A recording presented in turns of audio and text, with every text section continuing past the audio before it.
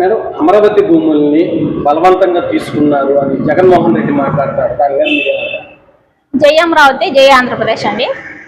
జగన్మోహన్ రెడ్డి గారు అమరావతి భూములు తీసుకుంటున్నారనే దాంట్లో అమరావతి అనే పదం ఉంది. మరి ఆయన దాన్ని జాగ్రత్తగా బలగలిగారో లేదో మాకైతే తెలియదు. గత 5 సంవత్సరాలు ఆయన అమరావతి అనే మాట అంటానికి కూడా ఇష్టపడలేదు. ఇప్పుడు కొత్తగా రాజధాని రైతులు అనే మాట మాట్లాడుతున్నారు.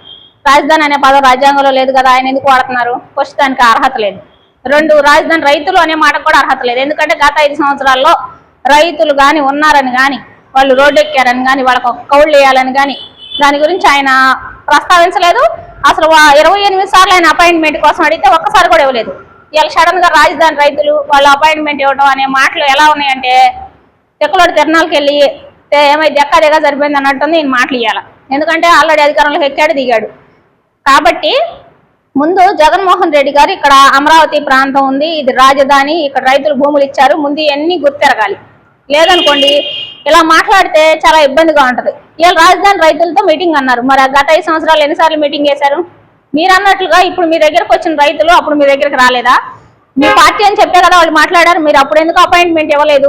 మీకు న్యాయం చేసే ఉద్దేశమే ఉంటే ఈ రోజున బలవంతంగా లాక్కుంటున్నారనే మాట మీ దగ్గరికి తీసుకొచ్చినప్పుడు ఒక మాజీ ముఖ్యమంత్రిగా మీరేం ప్రశ్నించి ఉండాలి? గతంలో 2014-15లోనే ప్రస్తావించి ఉండాలి కదా. మీరే కదా గుంటూరు విజయవాడ మధ్య 30,000 ఎకరాల పై మాట కావాలంది. ఇవాళ కొత్తగా వచ్చి మళ్ళీ 400 ఎకరాలు చాలు, అది చాలు, ఇది చాలు అని మళ్ళీ మాట్లాడుతున్నారు. ఎందుకు? మళ్ళీ జగన్మోహన్ రెడ్డి అన్నారు మళ్ళీ దీని మీద ఒక కమిటీ చేస్తాను అది ఇదని మాట్లాడుతున్నారు. దాని మీద మీరే ఏం కమిటీ చేస్తారండి? దేని గురించి కమిటీ వేయాలనుకుంటున్నారు? ఈ కమిటీలన్నీ ఏం చేశారు? ఇన్ని కమిటీలు ఏదలిచిన వాళ్ళు 3 రాజధానుల ప్రతిపాదన ఎందుకు తీసుకొచ్చారు? గత 5 సంవత్సరాల్లో దాన్ని కోర్టుకు సబ్మిట్ చేసినప్పుడు, కోర్టులో రైతులు మీకు వ్యతిరేకంగా వాదనలకు దిగినప్పుడు మళ్ళీ ఆ ప్రతిపాదన అసలు కోర్టు ముఖంగా ఎందుకు వెనక్కి తీసుకున్నారు? మళ్ళీ ఈ రోజు వచ్చి మళ్ళీ మావిగానని కొత్తగా ఎందుకు మాట్లాడుతున్నారు?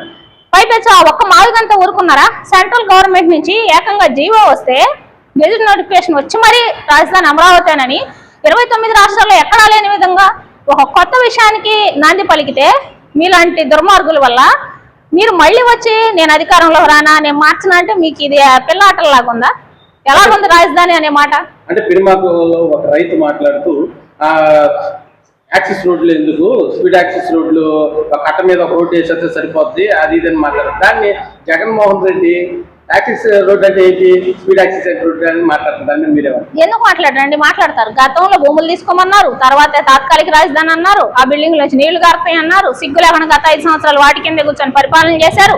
వీళ్ళు భూములు వెనక్కిస్తామని మాట్లాడుతున్నారు. ఇలాంటి ఆయనకి ఏం తెలుస్తుంది ఇక్కడ ఏం జరుగుతుంది అనేది? ఎంతసేపటికి దోచుకునే పనిలో ఉన్నారు. ఈ ప్రాంతాన్ని కూడా దోచుకునే ఉద్దేశంతోనే అమరావతిని అడ్డం పెట్టుకుని ఇక్కడ ఇల్లు కట్టుకున్నానని మోసపూరిత వ్యవహారంతో గత 5 సంవత్సరాల్లో అధికారంలోకి వచ్చారు. కానీ మీకు ఎప్పుడు కూడా ఇక్కడ భూమి ఇచ్చిన రైతుల మీద కానీ, రాష్ట్ర ప్రయోజనాల కోసం వీళ్ళు ఇచ్చారని కానీ ఎలాంటి కన్సర్న్ లేదు. మీకు అసలు అమరావతి ప్రాంతమే కాదు, ఓవరాల్ ఏపీ మీద కూడా ఎలాంటి కన్సర్న్ లేదు. రాష్ట్రాన్ని తాకట్టు పెట్టి మీరు సొంత ఆస్తులు కూడగట్టుకోవడానికి ఉన్న పార్టీ మీ పార్టీ. అంటే మేము అధికారంలోకి వచ్చిన తర్వాత మీ భూములు మళ్ళీ మీకు ఇచ్చేస్తామని మాట్లాడతాం. దాని మీద మీరే మా భూములు మాకు ఇచ్చేస్తారా? ఏ విధంగా ఇచ్చేస్తారు? మీరు ఏ విధంగా ఇచ్చేస్తారు? అదొక మీ బతుకు సర్వే చేయించి రోడ్లు పెట్టిన జాతకలేదు, ఇప్పుడు మట్టే పెట్టిన జాతకలేదు. మీలాంటి వాళ్ళే ఆ మాట మాట్లాడగలిగింది. మీరు ఆ మాట మాట్లాడాలంటే కొంచెమైనా అర్హత ఉండాలి.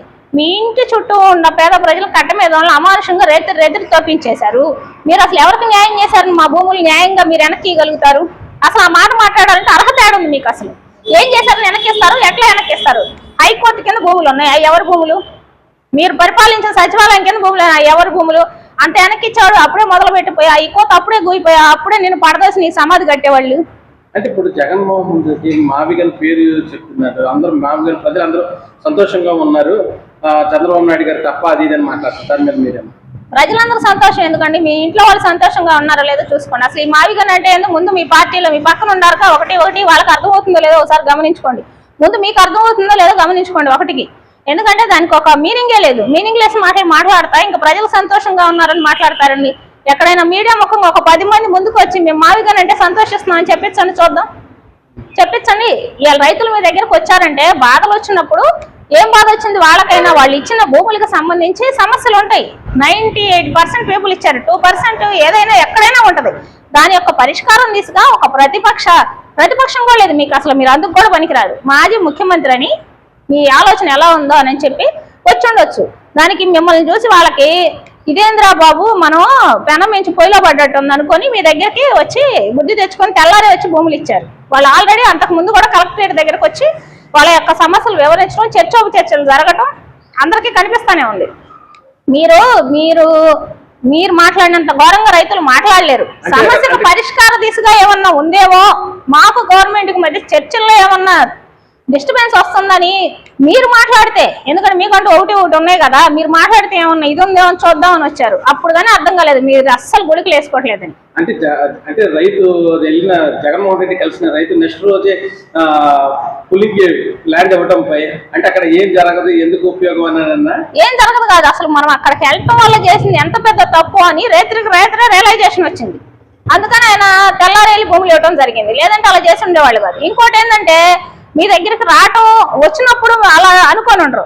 కోడికత్తి కేసులో సీన్ ఎలా చేశారో ఈయన దగ్గర ఇంకొక పూట కానీ ఈయన కనపడితే మనిబతుకు కూడా అక్కడికే పోయిద్దేమోనని దడుపు వచ్చి ఉండేది మా లెక్క. అందుకని రియలైజేషన్ వచ్చింది. అది అమరావతి రాజధాని అని చెప్పి పార్లమెంట్ లో కూడా బిల్ పాస్ అయిన నేపథ్యంలో ఇప్పుడు మళ్ళీ జగన్మోహన్ రెడ్డి గారు ఈ పెనమాక గానీ లేకపోతే ఈ చుట్టుపక్కల ఉండవల్లి నుంచి గానీ ఏదో అన్యాయం జరిగిపోతుంది, భూములు లాక్కుంటున్నారు జనాల నుంచి అని గానీ నిజంగా వాస్తవం ఏంటి సార్? ఉన్న పెనమాక గ్రామవాసిగా మీ అభిప్రాయం? మేము పొలం ఇచ్చి ఉన్నాం. మాకు ఎంత తొందరగా మాకు రాజధానితో పనులు అయిపోతే మాకు అంత తొందరగా లేఅవుట్ ఇస్తే బాగుండని మేము కోరుకుంటాం. నిజంగా అంటే మీరు కూడా సార్ ఇప్పుడు వ్యవసాయం చేసేవాళ్ళే, రాష్ట్రానికి ఒక రాజధాని కావాలి, దానిలో మనం కూడా భాగం కావాలని కానీ లేకపోతే ఏదైనా కానీ మీరు భూములు ఇచ్చారు, ల్యాండ్ పూలింగ్కి ఇచ్చారు, మీరు అన్నట్టుగానే గవర్నమెంట్ ఏదైతే ఇస్తారో దానికోసం చూస్తున్నారు. కానీ ఈ సంవత్సరం తర్వాత కూడా మళ్ళీ ఏదో మావిగానని అసలు జగన్మోహన్ రెడ్డి గారి మాటలు ఎంతవరకు వాస్తవం అంటారు, సమంజసం అంటారు? మావిగాను అనే మాట ఇప్పుడు గవర్నమెంట్ 2 కూటమి ప్రభుత్వం వచ్చినా చెప్పాడు ఆయన. అంతమంది 5 ఏళ్ళు ఈ మావిగాని ఏమైంది? ఈ మావిగాళ్ళు అడగలేదు కదా. అప్పుడే ఈ 5 సంవత్సరాల్లోనే ఈ మావిగాని పెట్టి ఆయన డెవలప్మెంట్ ఈ మచిలీపట్నం దగ్గర నుంచి డెవలప్మెంట్ చేసుకొస్తే ఏమన్నా నమ్మేవాళ్ళేమో జనం. ఆయన ఉండి 5 ఏళ్ళు కాముగా ఊరుకుని ఆయన గవర్నమెంట్ అయిపోగానే తర్వాత మావిగానే అంటాం, అది మరి మంచి మాట చెడ్డ మాట ఆయన ఆలోచించుకోవాలి. గతంలో కూడా ఎన్నికలకు ముందు నేను ఇక్కడ ఇల్లు కట్టుకున్నా ఇక్కడే ఉంటా అన్న వ్యక్తి తర్వాత 3 రాజధానులు అన్నారు. పోనీ 3 రాజధానులు దానిలో కానీ ఏమన్నా ఏమన్నా జరిగిందంటారా? 3 రాజధానులు అన్న దాంట్లో ఏమీ నిజం లేదు, ఒక పని లేదు, ఏం చేయలేదు. వాడు 3 రాజధానులు అన్నాడు, అక్కడ పడేసి వెళ్ళిపెట్టి ఎవరి పని వాళ్ళు చేసుకున్నారు, అయిపోయింది, గవర్నమెంట్ అయిపోయింది. మళ్ళీ అయిపోగానే ఇప్పుడు మావికన్ను ఏదో పరిరక్షణ సమితి అని చెప్పి ఇప్పుడు ఈ గ్రామాల వాళ్ళందరూ మేము రక్షిస్తామని చెప్పి దానికి నందిగం సురేష్ గారు లేకపోతే అంబటి రాంబాబు గారు ఇలాంటి వాళ్ళే కమిటీ సభ్యులుగా వేశారు. గతంలో అదే నందిగం సురేష్ గారు ఇక్కడ అమరావతి ప్రాంత వాసిగా కానీ ఎంపీగా ఉన్నప్పుడు గ్రావెల్ తవ్వుకుపోయినప్పుడు ఇసుక పోయి అక్కడ ఉన్నటువంటి చేసి ఆయన ఎంపీ అయ్యి ఉండి రోడ్డు తవ్వుకున్నాడుగా. అప్పుడు మరి ఏమైంది? రాజధాని పరిరక్షణ ఏమైంది? రాజధానిలో రైతుల సంగతి ఏమైంది? రైతులు రాజధాని కావాలని సభ పెడితే ఇది నిరార్థక చేస్తుంటే పోటీగా మాకు రాజధాని వద్ద నిరార్థక చేసిన ఎంపీ ఆయన. మరి ఆయన ఇప్పుడు ఎట్లా పెడతాడు? ఆయనకు ఉన్న నిబద్ధత ఏంటి? మేము మా అభిప్రాయం తొందరగా రాజధాని అయిపోతే ఆయన 5 ఏళ్ళే చేయలేదండి, ఇంకేం చేయగలుగుతాడండి? ఆయన వెళ్ళిన వాళ్ళందరికీ మావిగాని పేరు చెబుతున్నాడు. వీళ్ళు చూసి ఆయన చూసి నోరు చేసుకుని వస్తున్నారు. మా మావిగాని అనేది మా వాళ్ళ రైతులకు చెప్పకూడదు. చేద్దామండి మీకు సమస్య పరిష్కరిద్దామంటే పోయిద్ది. వెళ్ళినందరూ మావిగాని చెబుతున్నాడు. వీళ్ళు వెళ్ళిన వాళ్ళ తెల్లమొగ వేసుకుని చూస్తాం అవుతుంది. అసలు ఈ మావిగాని అనే ఆలోచన పోనీ గత 5 ఏళ్లలో మీరు అన్నట్టుగా చేసింది లేదు, ఏం లేదు. పోనీ మొన్న గవర్నమెంట్ ఏర్పడిన తర్వాత చెప్పింది లేదు, ఈ 2 ఏళ్ల తర్వాత ఎందుకంటారు? ఈ కేవలం ఇది ఒక మళ్ళీ ప్రజలను మభ్య పెడతాము. ఆయనకి అమరావతి మీద ఆయన అక్కసి ఎలగక్కటం ఆయనకి ఇష్టం లేదు, అమరావతి పేరు చేయడం కూడా ఇష్టం లేదు. అందుకని మావిగాని అంటున్నాడు. ఇంకా అంత తప్పితే మేము ఆయన రైతులకు చేసేది ఏమీ లేదు, ఆయన చేసేది ఏమీ లేదు. మీ పేరు సార్? శ్రీనాథ్ మన్నవ, పెనమాక రైతు.